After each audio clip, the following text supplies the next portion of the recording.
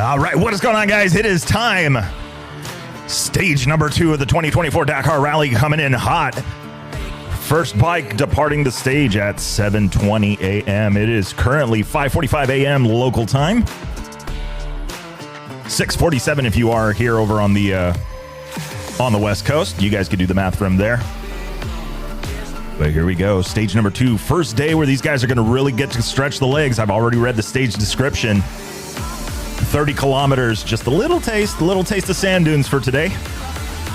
We'll talk about that a little bit more. So what do you guys think? Mason Klein and the Cove gobbling up all of the bonus time yesterday. Ricky Brabeck bringing it home in second, making up a ton of time. Absolutely excited to see what is going to be happening here in the next few hours. We'll be waking up to results tomorrow morning. All right. Let's get to the stage. Let's figure out what is going to be happening here. Taking a look at it, stage number 2 of the 2024 Dakar Rally.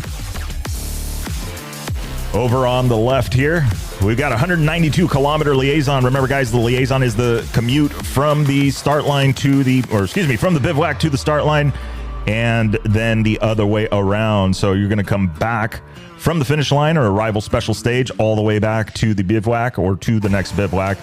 That is just your commute, not timed. Penalties, all of that still apply, but the clock has stopped. So let's talk a little bit about the stage special. 463 kilometers today for those guys. If you're over here on the U.S. side or you operate on the non-metric system, I believe they're freedom fractions, something like that. I don't know, whatever. Liaison, 119 miles. Special going to be 287 miles. So definitely another bit of a distance. 300 mile special stage for these guys. You can see the elevation change all the way up to about 1,000 meters, 1,100, 1,100 meters. So what do we got? About 3,000 feet. 30 kilometers of sand dunes, and then it is going to be a big stretch. Now, the Dakar did hint they're going to get a chance to stretch the legs on the bikes this time around, so we're going to find out how much oomph the Cove has. It showed him the fast way down the desert to the next bivouac this last time in the hands of Mason. Well, he's going to get a chance to do that all over again. We'll go over the starting order here in just a quick second. Taking a look at the stage here, you can see the depart special stage over on the left-hand side. They got a small section that they head into, and then they're going to head on over all the way over checkpoint 1. They do have, it looks like, a fuel neutralization. They got a couple of cautions in there. Then you have T in 1, T out 2, T in out. I always get confused on these ones, but basically these are transfer sections. So usually not time, speed zone, that kind of deal. You're going to come out onto a highway section, then off of a highway section, and then another short stint. And then same thing, you've got another highway section that you do. So again, the T in, where that is transfer in and then transfer out. Same thing. Then on the next go around, you can see it is transfer in. So that means you're going into the section, and then transfer out. That means you're transferring out of the section. So fuel at transfer out 2. They do have a neutralization just past checkpoint 1. Going to get all the way to check 3. Looks like they've got another hazard section in there. And then you get to your arrive special stage, and then you've got a short liaison to it. So I don't know. Like I said, I mean, you know, from this graphic, you can't really tell the terrain, but the Dakar, the stage description, if you guys read it over on the Dakar Rally app, you can see it. They're talking about it. 30 kilometers of dunes, and then some areas where their guys are going to get to stretch the legs on these bikes. And as they say, fortune favors the brave. So we'll see how that shakes down. We're going to find out the top speed of the Hondas, the KTMs, and of course, the Cove. Anyway, all right, so let's jump over to the starting order. I don't have a graphic for that one, but we'll just get right through it. If you guys remember and kind of know a little bit about it, the starting order is determined based on the finishing order from the previous day's stage. So Ross Branch, the Kalahari Ferrari, was your stage winner yesterday. He is going to be leading the group out for tomorrow, or for tonight, leaving the bivouac first at 7:20 a.m. It is 6:51 here. That means it's 5:51 over there. They should be getting up, doing their morning stretches, getting that breakfast in. Ricky Brabeck going to be the second off the line on the Monster Energy Honda. Then it's going to be Mason Klein on the Core Off-Road Racing Cove. And 7:26 in the morning, Bradley Cox, Rally 2, not even the GP class. Bradley Cox finishing 4th yesterday on the stage with the BAS World KTM Racing Team bike at 729. Nacho Cornejo on the Monster Energy Honda team, 732 for him. He's going to be leaving the line 5th. Dumatier, number 6, Team Dumatier Racing, so privateer. 735 depart time for him. Santolino on the Sherco, 738. And then you've got Kevin Benavides in the number 8 spot, Red Bull KTM Factory Racing, departing at 741. Number 9, Daniel Sanders, Red Bull Gas Factory Racing, 744 for him. And then Michek, the number 10 spot on the Orion Moto Racing Group, going to be leaving the bivouac at 747, or excuse me, departing the special stage at 747.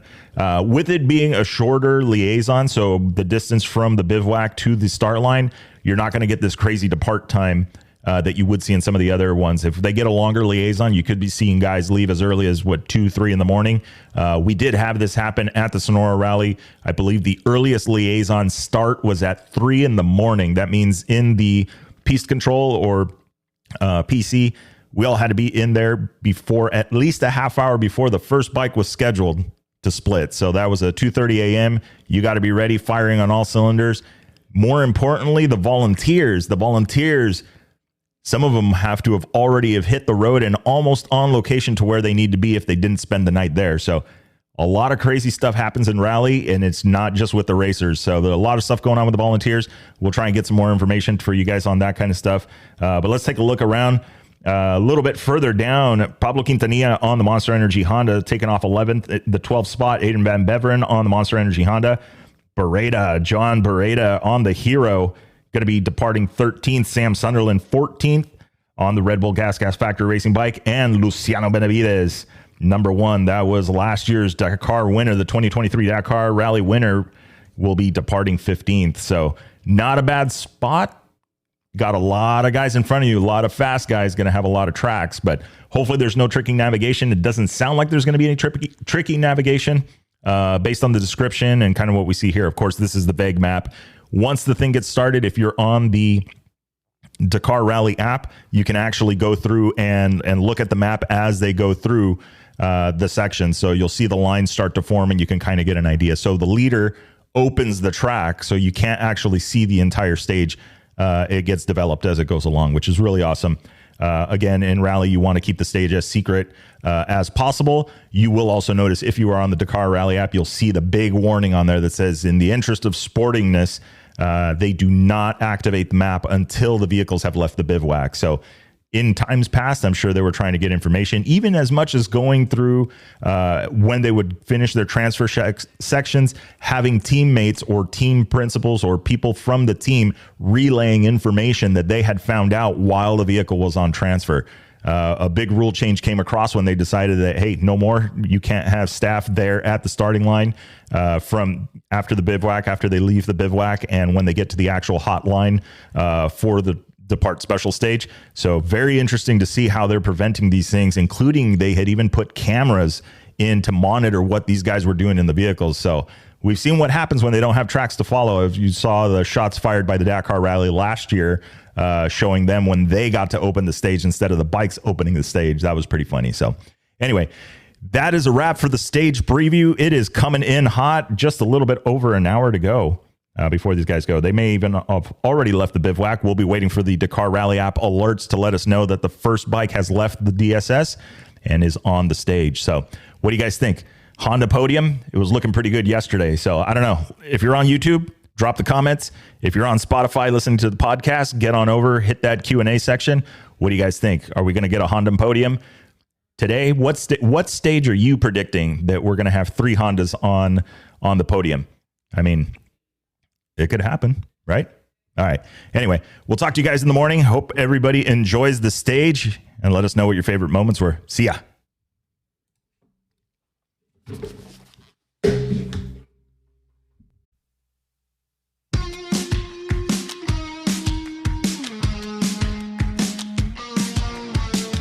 All right. That is a wrap for the Chasing Waypoints podcast. Hope you guys enjoyed the show. Looking forward to our next one coming up. Remember, if you are out riding, do not forget to tag us at Chasing Waypoints. Hashtag Chasing Waypoints. And if you haven't already, get on over to the website. Get signed up for the newsletter, The Bivouac. North America's Rally Raid and adventure riding newsletter. Hey, let's have some fun. Let's find out what are you guys up to. Let's get you featured. If you're a brand and looking to get supported, get some eyeballs, get some ears on your business. Absolutely, hit us up. Send us a message at podcast at Chasing Waypoints. But anyway, that is a wrap. Remember, shiny side up. See you guys.